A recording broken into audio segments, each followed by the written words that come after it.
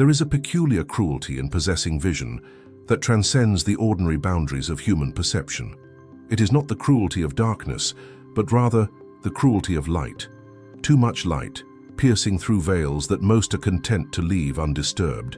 The 13th century Sufi mystic Ibn Arabi knew this intimately, for he walked a path where the heart possessed two eyes, one that saw through reason, the other through imagination, and together they revealed realities that language could barely contain, and that the human condition was scarcely equipped to bear. To see what others don't see is not a gift wrapped in glory, but a burden shrouded in profound isolation. When you perceive beyond the veil of ordinary reality, when your consciousness expands into territories that have no map, no guidebook, no shared language with those who remain in familiar terrain, you become an exile in your own existence. You sit at dinner tables where laughter echoes, but you are a ghost among the living, present in body yet infinitely distant in spirit. Your words taste of truths that sound like delusions to ears unprepared for such frequencies. The very expansion of your awareness contracts your world, because fewer and fewer can meet you where you stand. Ibn Arabi distinguished between three types of knowledge, and it is the third, mystical or divine knowledge, that carries within it both ecstasy and peril. This knowledge transcends the limits of reason, cannot be attained through logical reflection, and resists all attempts at articulation. It is granted, according to Ibn Arabi, to prophets and their spiritual heirs, arriving not through study but through unveiling, through what the Sufis call kashf, a direct perception of reality that bypasses the rational mind entirely. But what happens to a human being when they receive knowledge that belongs to God? What becomes of the psyche when it touches the infinite and must then return to the finite world of grocery lists, traffic jams, and small talk? The answer is found in a particular kind of loneliness that has nothing to do with the absence of people and everything to do with the absence of understanding.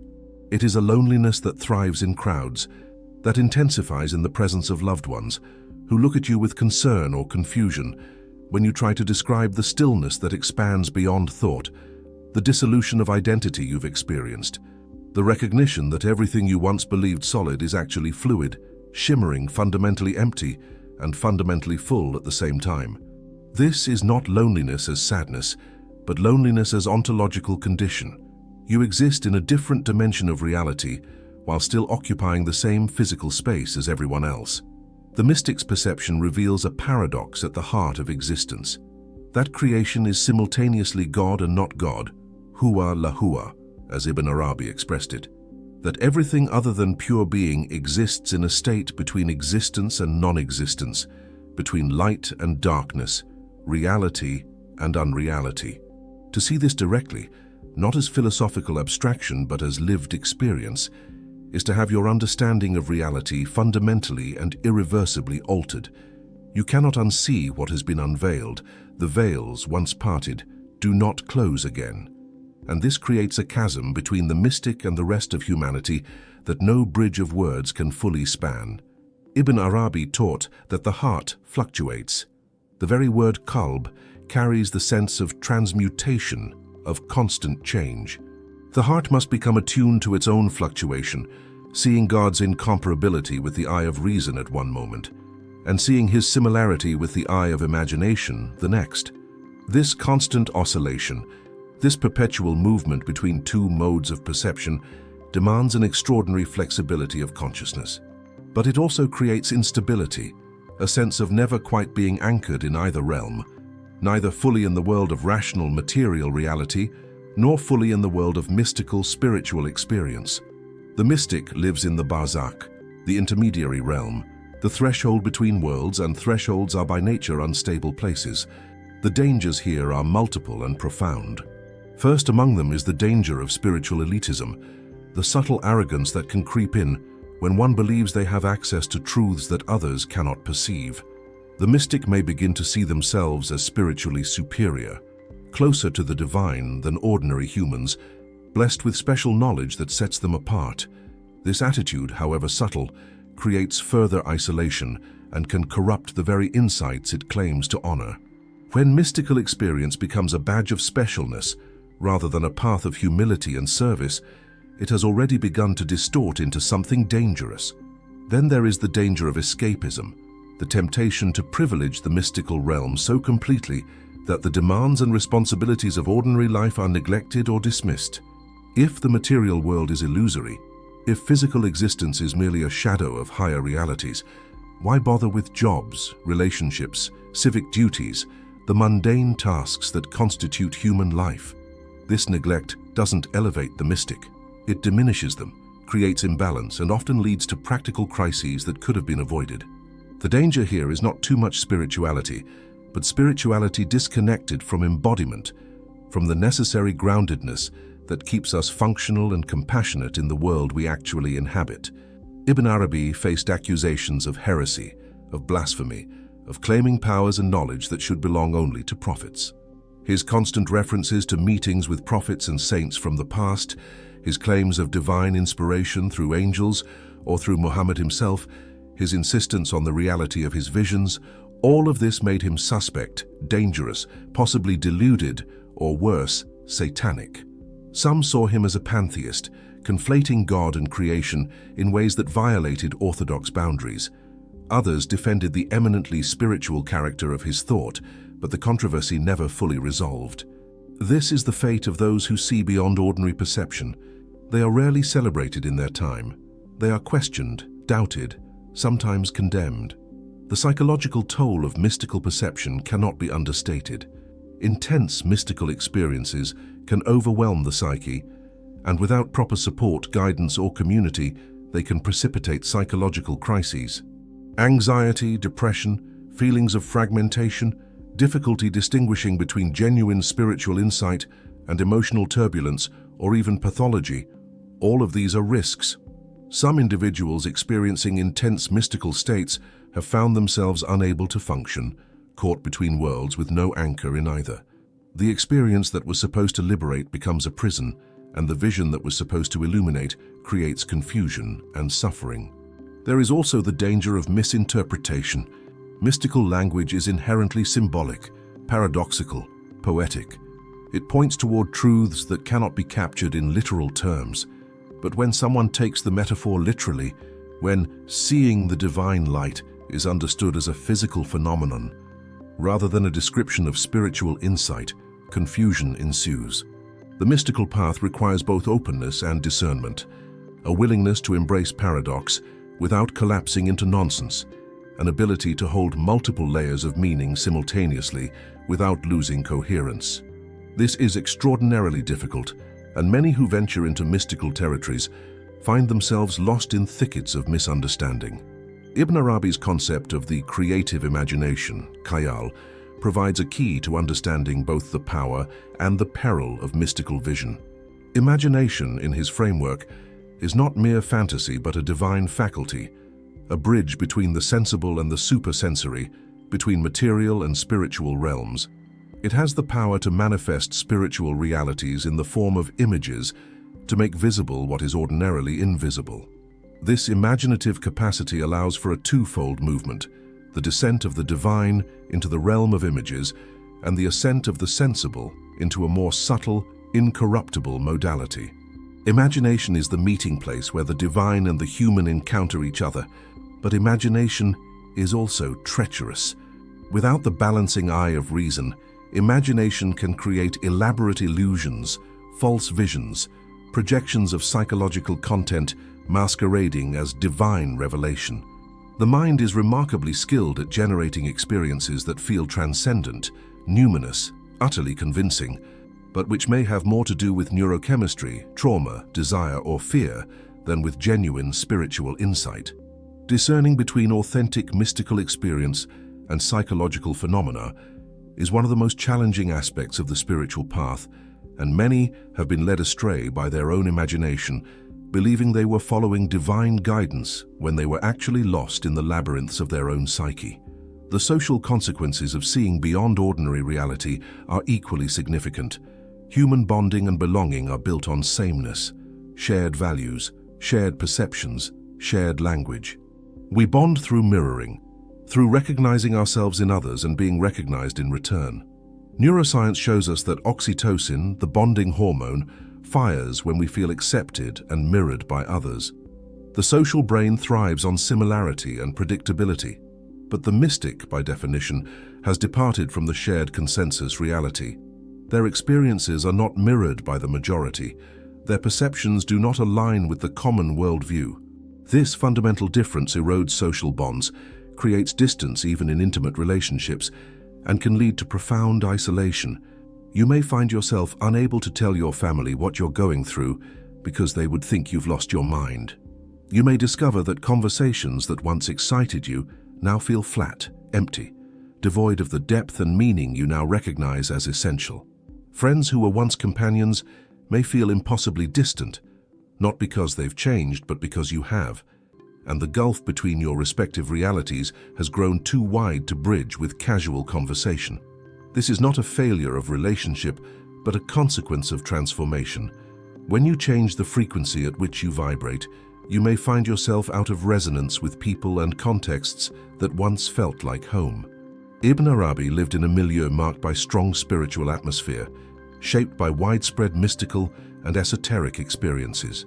He was exposed to numerous mystical currents, influenced by nearly 70 teachers who shaped his spiritual development.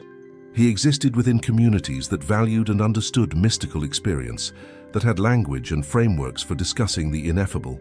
Even so, he was controversial, questioned, sometimes condemned. Imagine then the modern mystic who experiences profound unveiling in a culture that privileges materialism, rationalism, and scientific empiricism above all else. A culture with little patience for paradox, little tolerance for truths that cannot be measured or replicated in laboratory conditions. The modern world offers little support for mystical perception. We have therapists who may pathologize spiritual experiences as symptoms of mental illness. We have religious institutions that may view direct mystical experience as threatening to their authority and doctrinal structures. We have a social media culture that rewards performance and surfaces, that has no space for the depths of silence and solitude that mystical development requires. The contemporary mystic is often forced underground, hiding their experiences, doubting their own perceptions, or seeking community in the margins, among others who have also departed from consensus reality and who understand, at least partially, what it means to see beyond the ordinary. Yet there is something in the human spirit that continues to seek these experiences, that yearns for the unveiling, that cannot be satisfied with surface explanations and material comfort. This yearning is itself a kind of spiritual loneliness, a recognition that something essential is missing, a sense that we are separated from our source and must find our way back. Maharaj Charan Singh described this as the soul's inclination to return to its origin, a feeling of loneliness that persists no matter what we possess or achieve in the material world, a loneliness that can only be satisfied by merging back into the source from which we came. This yearning drives the mystical quest, even knowing the costs, even understanding the dangers. The path of mystical perception demands extraordinary courage. It requires the willingness to stand alone, to be misunderstood, to sacrifice the comfort of belonging in exchange for the truth of direct experience. It requires the humility to know that you don't know, to recognize that even your most profound insights are partial, filtered through the limitations of human consciousness and human language. It requires the discernment to distinguish between genuine spiritual experience and psychological projection, the wisdom to integrate mystical insights without abandoning ordinary responsibilities, the groundedness to live in the world while seeing beyond it. Ibn Arabi spoke of the secret of secrets, Sir al-Sir, the climax of the Sufi path, where the human both finds and loses their identity in al-Haq, the real, the truth. This is the ultimate paradox. In finding God, you lose yourself. In losing yourself, you find your true nature. But this finding and losing is not a one-time event. It is a perpetual process, a constant dying and rebirth, a continuous oscillation between self and self, between individual identity and cosmic consciousness. To live in this state is to live in perpetual transformation, never settled, never fully at rest, always in motion between worlds. The danger of seeing what others don't see is that you cannot go back. Once you have tasted the reality beyond appearances, once you have experienced the dissolution of the separate self, Once you have glimpsed the divine in the mundane and recognized that everything is simultaneously sacred and profane, real and unreal, eternal and fleeting, you cannot return to innocence, to the comfort of unquestioned assumptions, to the security of conventional wisdom. You are marked, changed, set apart, not by choice, but by experience. And this mark is both blessing and burden, gift and curse, liberation and exile all at once. There is also the danger of rigidity, the ironic possibility that mystical thought can become dogmatic, despite its emphasis on fluidity and transcendence. The mystic who insists that their path is the only true way, who becomes attached to their particular experiences and interpretations, who loses the openness and flexibility that genuine mystical consciousness requires. This mystic has betrayed their own insights. The mystical path, if authentic, should increase compassion, humility, and openness. When it leads instead to judgment, arrogance, and closed-mindedness, something has gone profoundly wrong. Then there is the danger of moral relativism, the possibility that transcending ordinary ethical concerns might lead to justifying harmful actions. If all is one, if good and evil are ultimately illusions, if the mystical perspective reveals that conventional morality is merely relative and provisional, does this mean anything goes? Can harmful behavior be excused by claiming to operate from a higher consciousness? This is a treacherous slope, and history is littered with spiritual teachers and communities that have used mystical insights to rationalize abuse, manipulation, and exploitation. The genuine mystic understands that transcendence does not mean abandonment of ethics, but rather a deeper, more profound engagement with ethical responsibility. The real danger, perhaps, is not in seeing what others don't see, but in how we hold what we see. Do we use our vision to elevate ourselves above others, to create hierarchy and separation? Do we become so enamored with the extraordinary that we abandon the ordinary? Do we confuse psychological states with spiritual realization? Do we mistake the map for the territory, the description for the reality, the symbol for the thing itself? Do we cling to our experiences, trying to possess and control what by nature must remain fluid and beyond our grasp? Ibn Arabi's life and teachings suggest a different possibility, that mystical vision, properly understood and integrated, does not separate us from humanity, but deepens our connection to it. That seeing beyond appearances reveals not hierarchy, but radical intimacy, the recognition that the divine and the human, the eternal and the temporal, are not separate but interpenetrating. That the heart's fluctuation between the eye of reason and the eye of imagination creates not instability but dynamic balance, the ability to honor both transcendence and immanence, both the absolute and the relative. This integration, however, is not automatic or easy. It requires work, practice, community, guidance. It requires the courage to bring mystical insights back down to earth, to test them against the realities of daily life, to refine them in the crucible of relationship and service.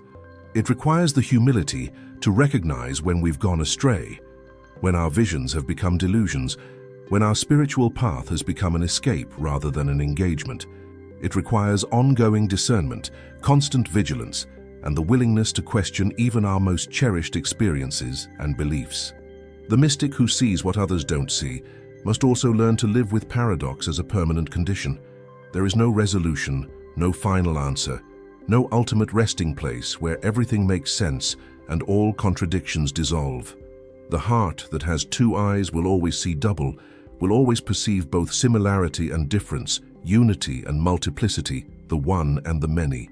This double vision is not confusion but clarity, the recognition that reality is more complex, more nuanced, more mysterious than any single perspective can capture. In the end, the danger of seeing what others don't see is the danger of becoming fully human, of embracing the totality of human consciousness in all its dimensions, not just the comfortable, socially acceptable ones.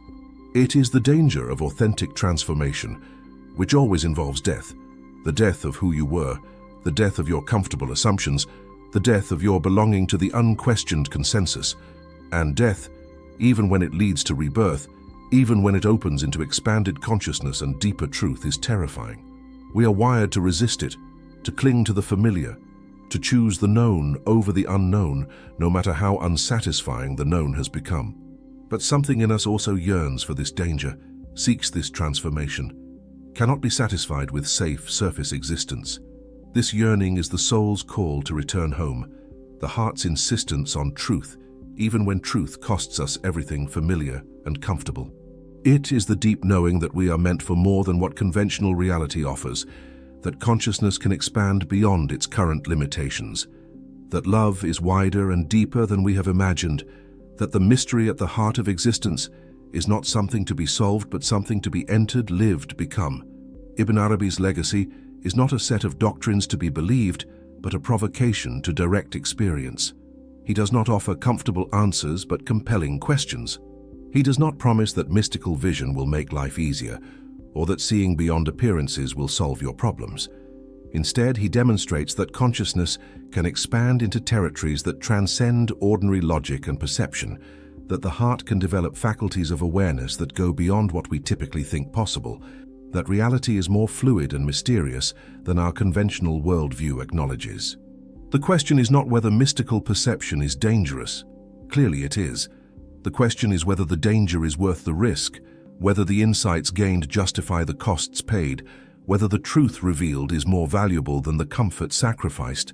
Each person must answer this question for themselves, must decide whether they are willing to pay the price of transformation, whether they have the courage to see what most prefer to leave unseen, whether they can bear the loneliness that comes with departing from consensus reality.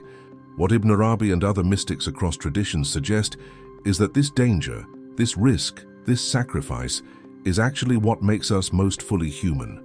That consciousness is meant to expand, that perception is meant to deepen, that we are capable of far more awareness and understanding than our ordinary, conditioned minds believe possible, that the veil between the human and the divine is thinner than we think, more permeable, more easily parted by those willing to cultivate the vision required to see through it. But they also warn us, explicitly and implicitly, that this path requires maturity, discernment, guidance, community, groundedness. That mystical vision without psychological integration can lead to psychosis rather than wisdom. That spiritual experiences without ethical foundation can enable harm rather than healing. That transcendence without embodiment creates imbalance rather than wholeness.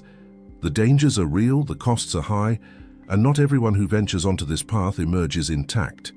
There is a loneliness that comes with seeing what others don't see, but there is also a companionship, a connection with all that is, with the fundamental unity that underlies apparent multiplicity, with the divine presence that mystics sense pervading all existence. The isolation from other humans is balanced by intimacy with the cosmos, with nature, with the invisible but benevolent presence that reveals itself to those whose perception has opened. This companionship does not fully compensate for the loss of ordinary human connection, but it provides something that ordinary connection cannot: a direct experience of belonging to something infinitely larger than yourself, a recognition of your place within the vast web of existence. The mystic learns to navigate between worlds, to honor both dimensions of reality, to translate between languages that have no common vocabulary. This is exhausting work, often thankless, rarely understood or appreciated by those who benefit from it. The mystic serves as a bridge, a mediator, someone who has gone into the depths and returned with insights that can benefit the whole community. If the community is willing to listen, if the mystic can find ways to communicate that penetrate the defensive barriers of consensus reality.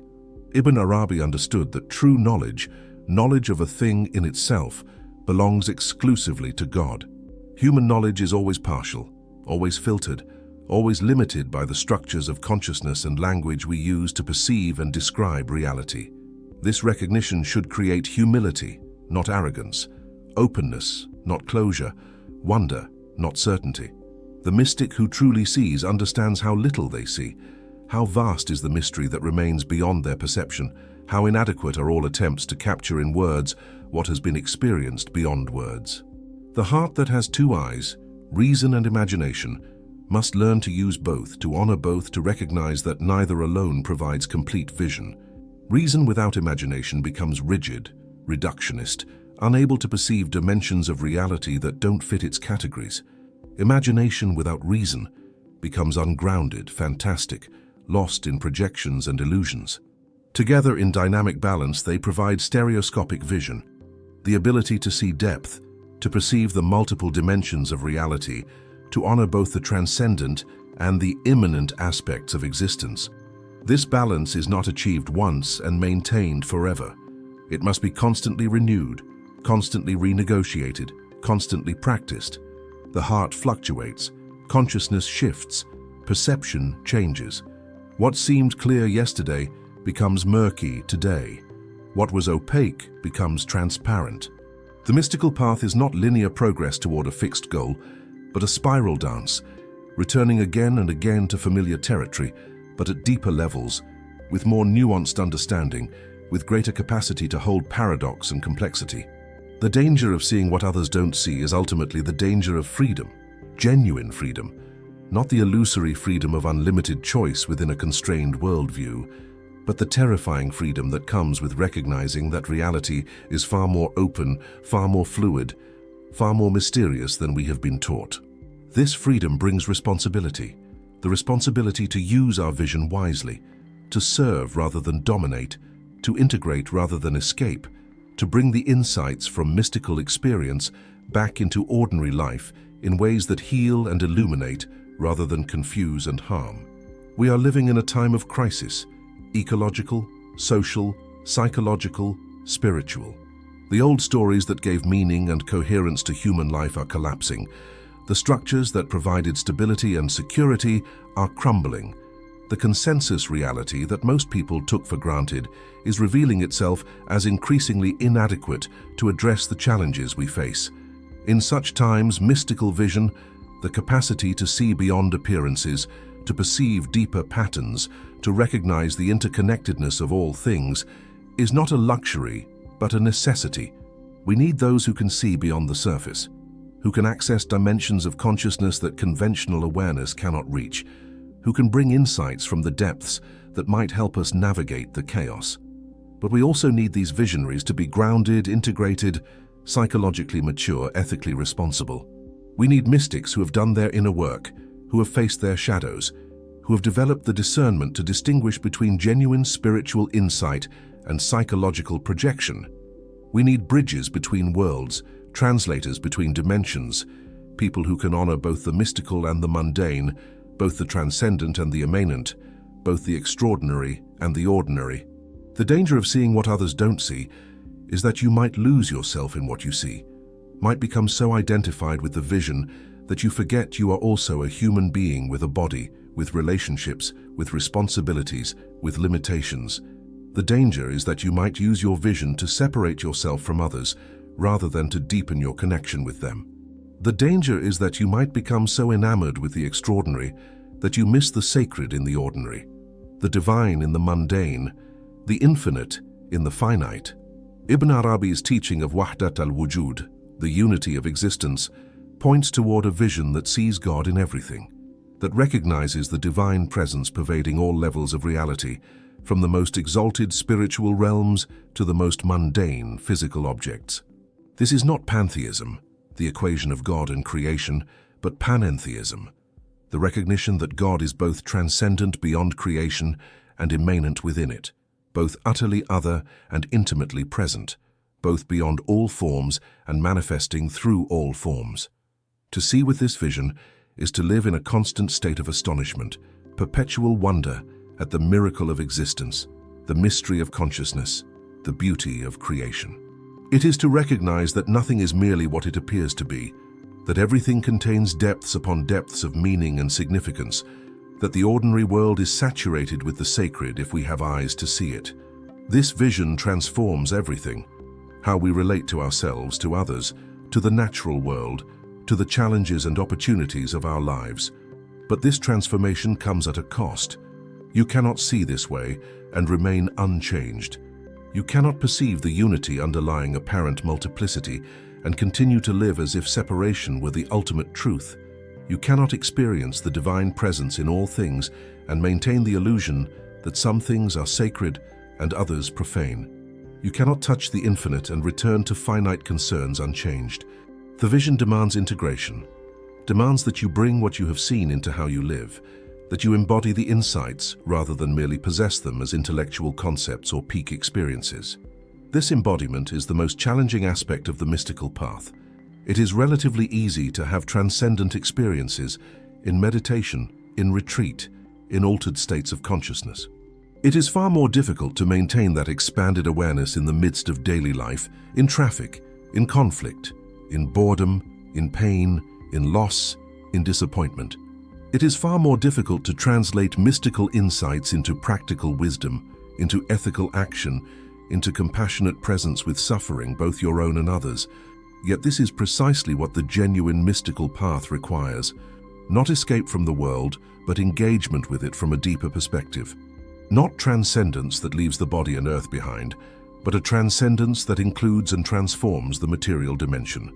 Not a spirituality that dismisses the concerns of ordinary life, but one that brings sacred awareness into the midst of those concerns, that recognizes the divine work happening through seemingly mundane activities. The ultimate danger of seeing what others don't see might be the danger of compassion, of seeing so deeply into the nature of reality that you recognize the suffering inherent in existence, the pain that comes with being a conscious being in a world of impermanence and change, the loneliness that marks the human condition even before mystical awakening intensifies it. When you see through appearances, you see through the defensive structures people use to protect themselves from this suffering. You see their fear, their pain, their desperate grasping for security in an insecure world. And seeing this, you cannot help but feel it, cannot help but be moved by it. This compassion can become overwhelming. The mystic who has opened their heart to the reality beyond appearances may find themselves unable to close it again, unable to protect themselves from the pain they perceive in others and in the world. They may become overly sensitive, unable to function in environments that require a certain callousness or numbness. They may struggle with boundaries, with knowing when to engage and when to protect their own energy, with balancing compassion for others with self-care. Yet this capacity for deep seeing and deep feeling is also what makes the mystic valuable to their community. In a world increasingly characterized by superficiality, by surface connections, by virtual interactions that lack depth and authenticity, those who can see and feel deeply are needed. Those who can perceive the sacred in the mundane, who can recognize the divine in the human, who can hold space for mystery and paradox. These people serve a crucial function, even when their contribution is not recognized or valued by the mainstream culture. Ibn Arabi lived over 800 years ago in a different culture, a different time, with different challenges than we face today. Yet his insights into the nature of consciousness, perception, and the relationship between human and divine remain remarkably relevant. His recognition that the heart must cultivate both rational and imaginative vision, his understanding of the dangers and glories of mystical perception, his insistence on the unity underlying apparent multiplicity, his exploration of the intermediate realm where spirit and matter meet, all of these speak directly to our contemporary situation. We are living in a time that desperately needs mystical vision, the capacity to see beyond the surface, to perceive the deeper patterns and connections, to access dimensions of consciousness that might help us navigate the crises we face. But we also need this vision to be grounded, integrated, and embodied in ways that serve healing rather than harm, connection rather than separation, wisdom rather than delusion. We need mystics who have learned from the mistakes of the past, who understand the dangers as well as the gifts of seeing what others don't see, who have developed the maturity and discernment to use their vision responsibly. The path Ibn Arabi walked is still available, still calling to those who hear its summons. The heart still has two eyes. Consciousness still has the capacity to expand beyond its current limitations. The veils between ordinary and extraordinary perception remain permeable to those who cultivate the vision to see through them. But the path has not become safer or easier with time. The dangers remain real, the costs remain high, the loneliness remains profound, and yet people continue to walk it, continue to seek the unveiling, continue to risk everything for the sake of truth. Perhaps this is the final mystery, that knowing the dangers, understanding the costs, recognizing the loneliness and the risks, Some aspect of human consciousness still yearns for this vision, still seeks this transformation, still cannot be satisfied with surface existence, no matter how comfortable or secure. Perhaps this yearning itself is the divine calling us home, the soul's recognition of its origin, the heart's insistence on its own deepest nature. Perhaps the danger of seeing what others don't see is actually the call to become who we most truly are, beneath all the conditioning and fear and limiting beliefs. And perhaps the real question is not whether the path is dangerous, but whether we have the courage to walk it anyway, knowing what we know, understanding what we risk, accepting the costs because something in us recognizes that the alternative, remaining in comfortable ignorance, refusing the call to deeper vision, choosing security over truth, would be an even greater loss. Perhaps the danger of seeing what others don't see is surpassed only by the danger of refusing to see, of closing our eyes to the mystery, of settling for less than the fullness of consciousness that is our birthright and our calling. Ibn Arabi saw, and seeing he could not remain silent. He wrote prolifically, creating works like the Futuhat al-Makkiyah and Fusus al-Hikam that continue to challenge and inspire readers centuries after his death. He accepted the controversy, the accusations, the misunderstandings, because something in him knew that the vision he had been granted needed to be shared, needed to be offered to those who might have ears to hear, even knowing that many would not understand, that some would condemn, that few would truly grasp the depths of what he was attempting to communicate. This is the burden and the gift of those who see beyond the ordinary. They must attempt to speak the unspeakable, to share what cannot fully be shared, to point toward truths that language can only approximate. They must accept misunderstanding as inevitable, loneliness as constant, controversy as probable. And they must do this not because they enjoy being different or difficult, not because they want to be special or set apart, but because having seen, they cannot pretend they have not seen. Having touched the infinite, they cannot act as if reality were merely finite. Having experienced the unity underlying all existence, they cannot live as if separation were the ultimate truth. The danger of seeing what others don't see is the danger of responsibility, the responsibility that comes with knowledge, with vision, with awareness. Once you see, you must choose what to do with what you see. Will you use your vision for service or for self-aggrandizement? Will you share your insights or hoard them? Will you allow your perception to deepen your compassion, or will you use it to separate yourself from others? Will you integrate what you see, or will you escape into spiritual bypassing? Will you remain humble in the face of mystery, or will you become arrogant about your insights? These choices determine whether mystical vision becomes wisdom or delusion, whether seeing beyond ordinary reality leads to healing or harm, whether the expansion of consciousness serves evolution or devolution. The vision itself is neutral. It is what we do with it that matters. And this is perhaps the most important teaching, that mystical perception without ethical foundation, without psychological integration, without genuine compassion and humility, is not just incomplete, but potentially dangerous to ourselves and to others. In the end, we return to where we began, with the recognition that there is a peculiar cruelty in seeing what others don't see, and that this cruelty is the cruelty of light, of too much awareness, of consciousness expanded beyond the comfortable boundaries that keep most people feeling safe and sane.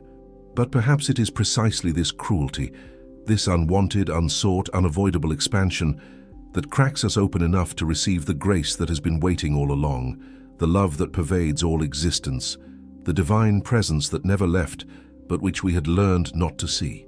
Perhaps the danger and the gift are ultimately inseparable, two aspects of the same reality, like the two eyes of the heart that Ibn Arabi described.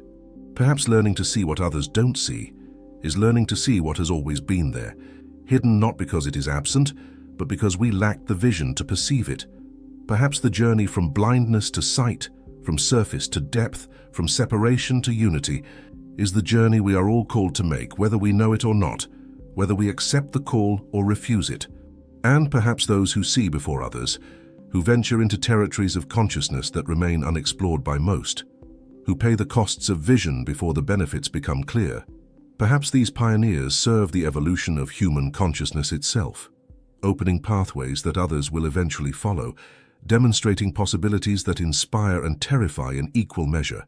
proving that consciousness is not fixed, but fluid, not limited, but limitless, not separate from the divine, but an expression of it. This is what Ibn Arabi's life and teachings ultimately point toward. Not a doctrine to be believed, but a possibility to be explored, not answers to memorize, but questions to live into, not a destination to reach, but a journey to embrace. The danger of seeing what others don't see is real, but so is the glory. The loneliness is profound, but so is the intimacy with all that is. The risks are substantial, but so are the rewards. And in the end, each person must decide for themselves whether the path of deepening vision, expanding consciousness, mystical awakening calls to them strongly enough to accept the dangers along with the gifts, the loneliness along with the love, the responsibility along with the revelation.